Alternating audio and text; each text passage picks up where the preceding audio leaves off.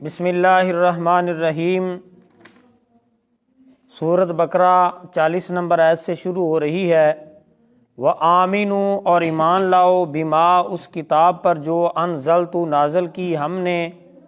نازل کی میں نے مصدقاً تصدیق کر رہی ہے لما ان کتابوں کی جو معکم تمہارے پاس موجود ہیں۔ ولا اور نہ تکونوا بنو تم اولا سب سے اول کافرین منکر بھی اس کے، ولا تشترو اور مت بیچو بآیاتی میری آیات کو ثمناً قلیلا تھوڑی قیمت پر، وإیایا فاتقون اور میرے غضب سے بچو۔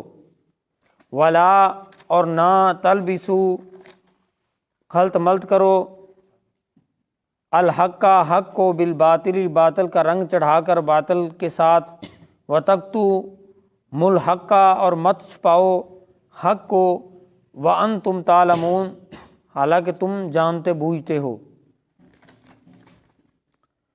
واقیموا الصلاۃ اور نماز قائم کرو، وآتوا الزکوٰۃ اور زکوٰۃ ادا کرو، ورکعوا اور جھکو مع الراکعین جھکنے والوں کے ساتھ۔ اللہ رب العالمین فرما رہے ہیں بنی اسرائیل کو کہ ایمان لے آؤ۔ اللہ رب العالمین کی جو نازل کردہ کتاب ہے، قرآن ہے، نبی علیہ الصلوۃ والسلام لے کے آئے، اس کے اوپر ایمان لے کے آؤ۔ اس کی وجہ یہ ہے کہ فرمایا مصدقا لما معکم، یہ جو تمہارے پاس کتابیں ہیں ان کی بھی تصدیق کرنے والا قرآن، اس لیے تم ایمان لے آؤ۔ اور اگر تم نے انکار کر دیا تو تم پہلے کافر، پہلے منکروں میں سے ہو جاؤ گے، پہلے کافر تم ہوگے انکار کرنے والے، اس لیے تم انکار نہ کرو، اللہ اور اس کے رسول کی بات مان لو۔ اور آگے اللہ تعالیٰ نے فرمایا کہ میری آیات کو تھوڑی قیمت کے بدلے نہ بیچو اور مجھ سے ڈرو۔ اس سے مراد یہ ہے کہ اللہ رب العالمین کے آیات کو تھوڑی قیمت کے بدلے نہ بیچو، اس سے مراد یہ ہے کہ دنیا کی لالچ میں آ کر دین اسلام کو نہ چھوڑو۔ اس سے مراد یہ نہیں ہے کہ نعوذ باللہ علماء جو ہیں جو مدارس مساجد میں پڑھاتے ہیں وہ تنخواہ نہیں لے سکتے، نہیں۔ فرمایا کہ تھوڑی قیمت کے بدلے بیچن سے مراد ہے کہ دنیا کے لالچ میں آ کے قرآن کو نہیں چھوڑنا، دنیا کے لالچ میں آ کے دین کو نہیں چھوڑنا۔ یہ اس سے مراد یہ بھی ہو سکتا ہے، یہ بھی ہے، ہو سکتا نہیں یہ بھی، کہ بعض ایسے لوگ ہیں جو نعوذ باللہ جو اپنی طرف سے مسائل بیان کر کے لوگوں سے قیمت وصول کرتے ہیں اور کہتے ہیں کہ یہ اللہ تعالیٰ کی کلام ہے، نعوذ باللہ۔ تو بہتر یہی ہے کہ فرمایا کہ تھوڑی قیمت کے بدلے میری آیات کو نہ بیچو اور مجھ سے ڈرو، دنیا کی لالچ میں آ کر قرآن کو نہ بیچو، حدیث کو نہ بیچو۔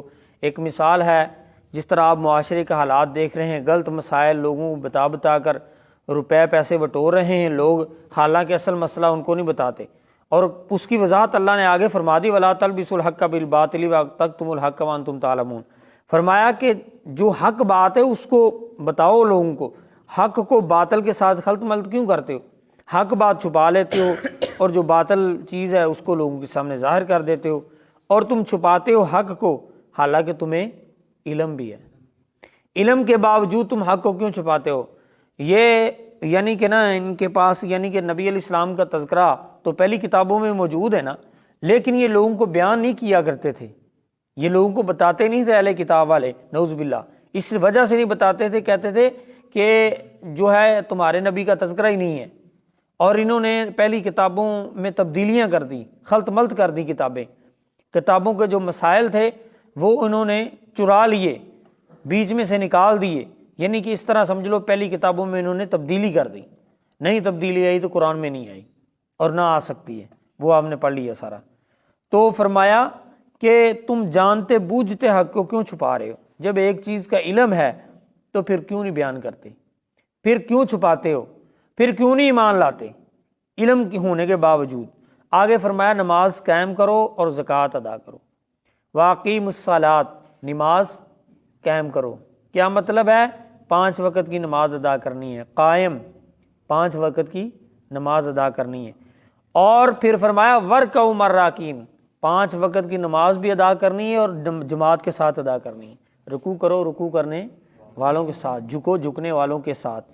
مطلب ہے کہ جماعت کے ساتھ نماز ادا کرنی ہے، وقت کے ساتھ نماز ادا کرنی ہے۔ اللہ رب العزت ہمیں بھی توفیق عطا فرمائے۔